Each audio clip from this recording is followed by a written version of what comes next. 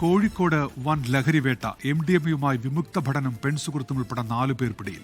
പത്തനംതിട്ടയിൽ MDMA-യും കഞ്ചാവുമായി 2 പേർ അറസ്റ്റിലായി.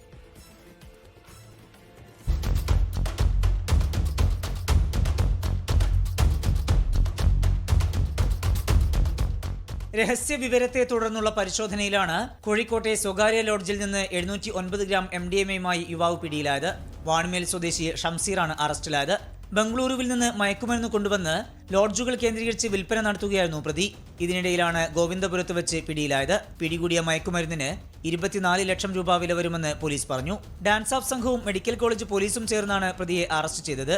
ഷംസീറിൽ നിന്ന് ലഭിച്ച വിവരങ്ങളുടെ അടിസ്ഥാനത്തിൽ പന്തീരങ്കാവ് പോലീസ് നടത്തിയ പരിശോധനയിലാണ് തൊട്ടിൽപ്പാലം സ്വദേശിയും വിമുക്ത ഭടനുമായ സിഗിൻ ചന്ദ്രൻ പിടിയിലായത്. സുഹൃത്ത് കുറ്റ്യാടി സ്വദേശി ദിവ്യയും അറസ്റ്റിലായി.